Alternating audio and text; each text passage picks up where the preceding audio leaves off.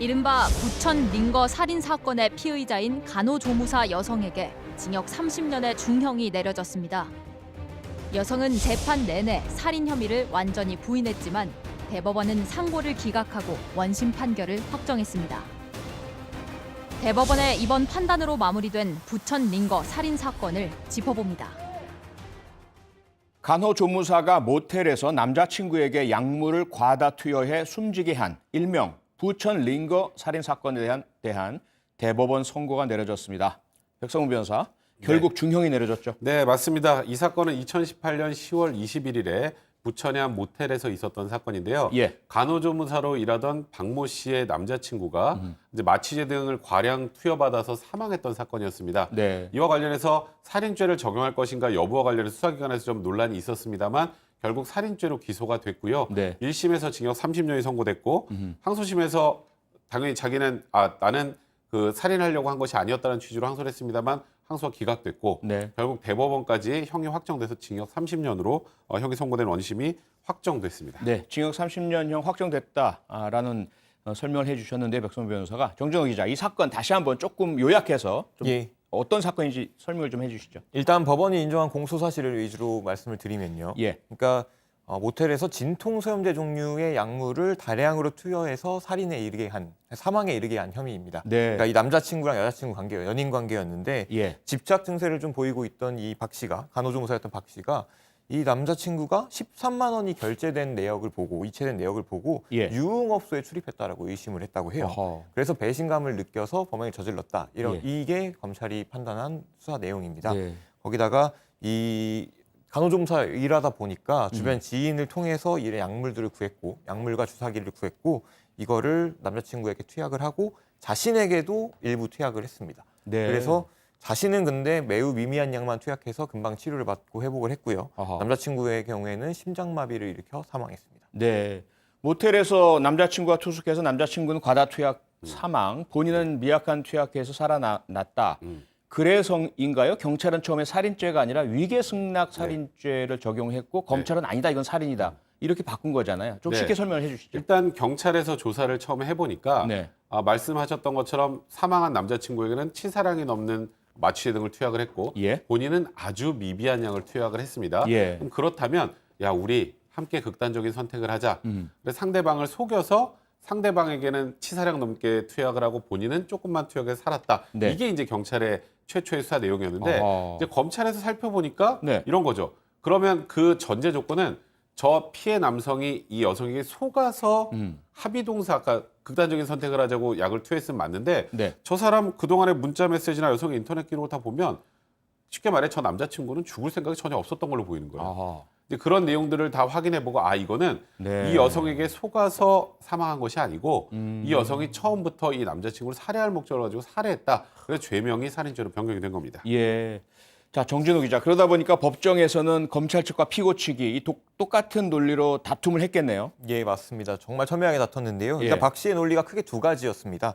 일단 남자친구가 카드비 때문에 경제적으로 굉장히 어려워했다. 어허.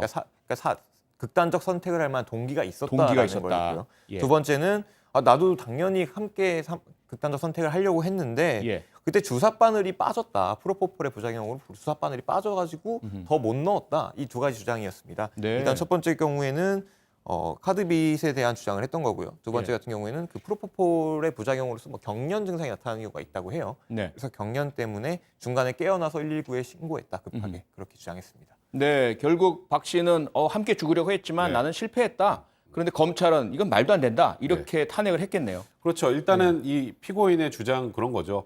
아니 이 남자친구가 이제 소위 말해서 경제난 같은 것 때 시달려서, 그러니까 쉽게 말해서 극단적인 선택하려고 도와줬다. 자살방조죄 정도를 본인은 이제 주장을 했던 건데, 네. 아니 죽으려던 사람이 왜 그 미래를 위해서 자격증 취득하고 학원까지 등록을 하느냐. 아하. 그러니까 쉽게 말해서 본인이 스스로 극단적인 선택을 하려는 사람으로 보이지 않는 그 전의 정황들이 쭉 있었기 때문에 네. 일단은 이 남성이 극단적인 선택할 의사가 없었다고 본 거고요. 예. 그리고 이 여성이 결국은 이 남성에 대한 배신감으로 범행을 저질렀다.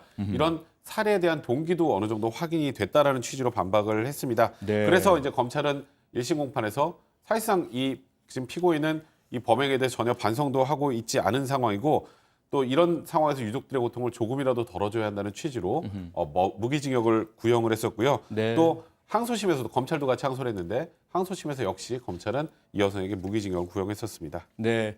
결국 간호조무사 박 씨의 주장은 다 거짓말인 게 드러났고요. 살인의 고의가 있었고 살인죄다라는 것이 법정에서 인정된 것인데 그렇다면 도대체 앞서 정진호 기자의 설명에 따르자면 13만 원의 계좌이체 내역을 보고서 유흥업소 갔다 왔구나. 이것 때문에 살인했다고 하는데 이게 도대체가 유흥업소 가는 게 죽을 만큼의 죄는 아니잖아요. 그렇죠. 맞습니다. 그러다 보니까 아무래도 이 간호조무사 박 씨 같은 경우는 뭔가 이상 심리가 있지 않겠느냐. 우리가 흔히 앞서 스토킹 문제 봤지만은 이번에는 여성이 남성에 대해서 집착과 소유욕을 가지고 자신이 통제하는 범위 내에서 빠져나가게 될 경우에 자신을 거절하고 떠나지 않겠느냐라는 그런 분리불안 같은 그 불안감을 느끼면서 결국은 살해함으로써 자신의 것을 만들고자 하는 이러한 어떤 살인범의 전형을 보이지 않는가 싶은데요. 어떻게 보세요? 네, 맞습니다. 그리고 본인이 의학 지식이 있는 간호조무사였잖아요. 맞다. 그렇죠. 그렇다면 이거는 진짜 지금 이 여성이 주장한 것처럼 이 남자친구를 내가 살해하려고 마음 먹어도 자살로 위장하고 극단적인 선택으로 위장하고 본인도 역시 어느 정도 피해자 코스프레 할 수 있는 상황까지 충분히 생각을 했던 것 같아요. 예. 그 주장을 처음부터까지 일관되게 주장을 했던 건데 네. 사실 제가 하나 말씀드리고 싶은 건 우리나라 수사기관과 법원이 그렇게 녹록하지가 않습니다. 녹록하지 않습니다. 네.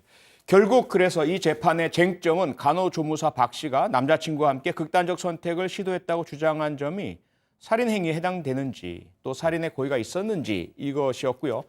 1, 2심 재판부에서는 결국 어떻게 봤죠? 근데 결국 이 여성 피고인의 주장을 전혀 받아들이지 않았던 거죠. 네. 이제 일단 결정적으로 이 여성의 직업이 문제가 됐습니다. 예. 간호조무사였다면 정말 숙련된 상태에서 어느 정도 투약하면 사망하고 이런 것들 정확하게 알 수 있는데 예. 굳이 남자친구에게는 치사량이 넘는 그 투약을 가능하게 하고 본인은 뭐 소량이 들어갔는데 자기가 뭐 자다가 깨서 잘못 찔렀다고 하는데 그거는 본인의 직업에 고려해 본다면 그거는 좀 맞지 않는 얘기인 것 같고 또 네. 하나는 만약에 그렇게 빠져서 본인이 극단적 선택을 하려고 생각을 했다면 다시 주사바늘을 꽂으려고 하거나 그렇죠. 그런 주저흔이나 흔적을 그러니까 본인이 직접 극단적 선택할 때는 사실 흔적들이 많이 남을 수밖에 없는데 그렇죠. 런 흔적들이 전혀 보관되지 않는다. 네. 그러니까 의무 기록을 살펴도 주저흔 외상이 전혀 없다. 그렇다면 당신 피고인의 주장은 사실이 아니다 이렇게 본 겁니다. 1, 2심의 주장을 대법원이 확인을 해 준 거죠, 최종적으로? 네, 맞습니다. 네. 그러니까 1, 2심 주장과 다르게 계속 일단 이 여성은 처음부터 끝까지 초지일관 본인의 주장을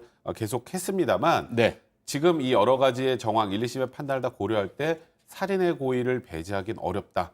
그렇기 때문에 피고인의 상고는 이유가 없다고 판단한 겁니다. 네. 자신의 남자친구에게 약물을 과다 투약해서 숨지게 한 일명 부천 링거 살인 사건이 대법원의 판단으로 결국 살인으로 마무리됐습니다.